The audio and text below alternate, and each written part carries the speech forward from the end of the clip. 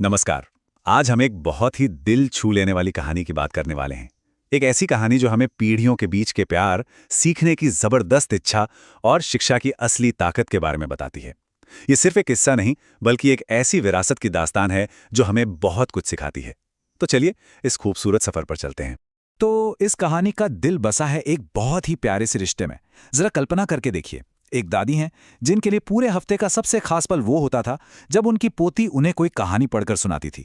ये सिर्फ कहानी सुनना नहीं था, बल्कि उन दोनों के बीच के प्यार का, उनके जुड़ाव का एक जश्न था। तो हुआ ये कि लेखिका सुधा मूर्ति अपने बचपन में गांव में अपने दादा दादी के साथ रहती थी। उनकी दादी, जिन्हें वो प्यार से अव्वा कहती थी, बहुत समझदार और प्यारी थी, पर वो पढ़ी लिखी नहीं थी। हर हफ्ते सुधा उन्हें कन्नड़ कहानी काशी यात्रे पढ़कर सुनाती थी, और ये सिलसिला उनकी दादी के लिए हफ्ते का सबसे बड़ा आकर्षण बन गया था। लेकिन क्या हो अगर ये प्यारा सा सिलसिला अचानक रुक जाए? सोचिए, जब जिंदगी की इतनी छोटी सी लेकिन सबसे प्यारी आदत टूट जाए तो कैसा महसूस होता होगा। और ठीक ऐसा ही हुआ। एक शादी में जाने की वजह से लेखिका को कुछ दिनों के लिए गांव से बाहर जाना पड़ा, और उनके जाने का मतलब था कहानी का रुक जाना। दादी की दुनिया में एक खालीपन आ गया। जब लेखिका वापस आईं तो उन्होंने देखा कि उनकी दादी बहुत उदास हैं। और ये उदासी सिर्फ कहानी छूट जाने की नहीं थी। असल में उन्हें पहली बार अपनी लाचारी का, अपनी निरक्षरता का इतना गहरा एहसास हुआ था। किसी और पर निर्भर होने का ये दुख उन्हें अंदर से परेशान कर रहा था। कहते हैं ना, कभी कभी सबसे बड़ी निराशा ही सबसे बड़ी ताकत बन जाती है। और उस दिन दादी ने एक फैसला किया। फैसला अपनी इस निर्भरता को खत्म करने का। उन्होंने ठान लिया कि चाहे उम्र जो भी हो, वो पढ़ना लिखना सीखकर रहेंगी।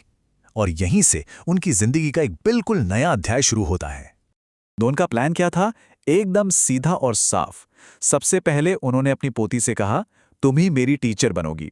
दूसरा, उन्होंने सीखने में जी जान लगा दी, मतलब कमाल का अनुशासन दिखाया। और तीसरा, एक लक्ष्य तय किया कि दशहरा आने तक वो पढ़ना सीख लेंगी। ये कोई छोटा मोटा वादा नहीं था, ये तो एक तपस्या थी। तो बस सफर शुरू हो गया। पहले एक पक्का इरादा, फिर रोजाना की कड़ी मेहनत, बिना एक भी दिन चूके।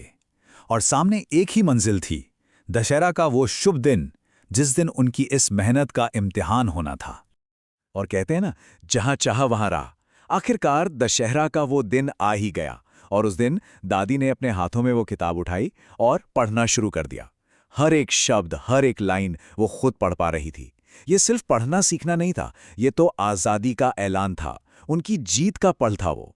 लेकिन कहानी का सबसे खूबसूरत, सबसे भावुक पल तो अभी बाकी था।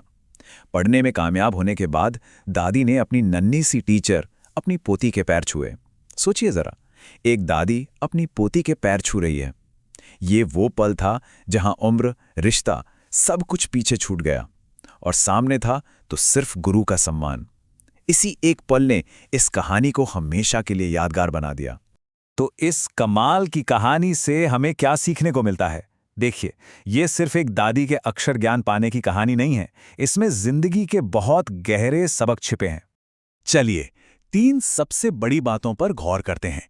पहली बात कि पढ़ाई लिखाई सिर्फ अक्षर जोड़ना नहीं है, ये आपको आत्मनिर्भर बनाती है, आपको ताकत देती है। दूसरी बात कि सीखने की कोई उम्र नहीं होती, अगर इरादा पक्का हो तो उम्र सिर्फ एक नंबर है। और तीसरी और शायद सबसे अहम बात कि गुरु का सम्मान हमेशा होना चाहिए, फिर चाहे वो हमसे उम्र में कितना ही छोटा क्यों ना हो।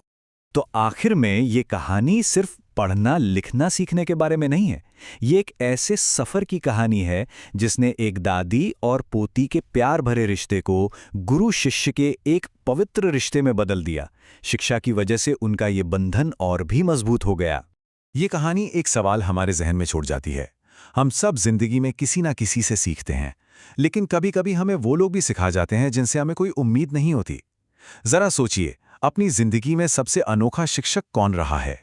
ये एक ऐसा सवाल है जिसका जवाब हम सबको अपने अंदर खोजना चाहिए।